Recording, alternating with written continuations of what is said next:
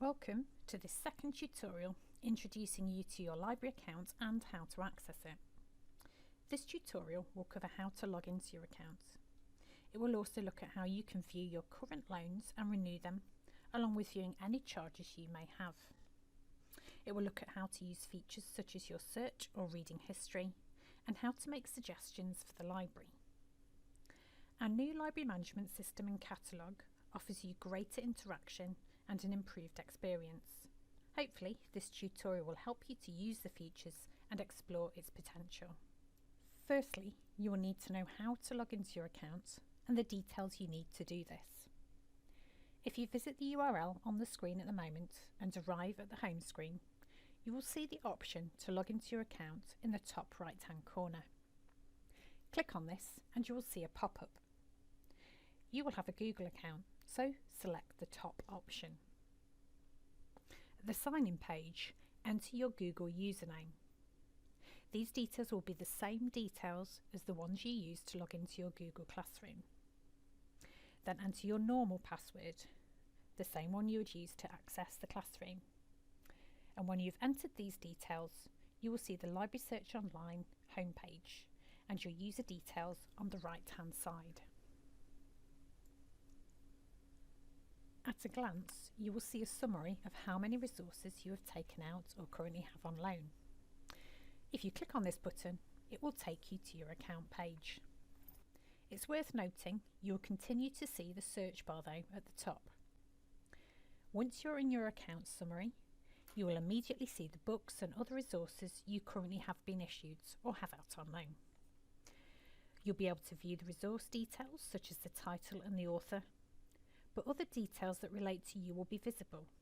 For example, you'll be able to see the due date for each resource, so when it needs to be returned to the library, whether you can renew the resource and whether you have fines on it. All of this will give you greater input and flexibility when it comes to managing your account and the resources you have on loan. On the left hand side, you will notice a number of buttons relating to your account. Your charges details any fines you may have built up and have either paid or need to pay. You can check your personal details are correct too. If you click on your search history, you'll be able to see a list of all the searches you have made in the catalogue. Remember though, you must be logged into your account for it to register as a search. This may be helpful if you need to return to find a resource you searched for on a different occasion but cannot remember the title of.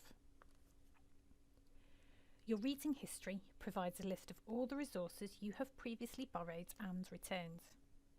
If you want to take a book you liked out again or found useful, you could check back here. It's also helpful when referencing, as you can locate details such as the publisher and the year of publication when you click on each resource. If you have made any resource recommendations, for example you've requested a book or a DVD for us to buy, you can find those listed in the Your Purchase Suggestions tab. Another handy feature is that Library Search Online allows you to create lists as you search. This may be helpful if you're searching for resources for two different assignments. Any list you create when you are logged in can be given a name and will appear under the Your Lists tab. They will stay there unless you delete them, so you can return and see the list you've created at any time and add new resource links to them. More about this will be covered in the advanced search tutorial. We hope you found this tutorial useful. Look out for other tutorials in the series, and thanks for watching.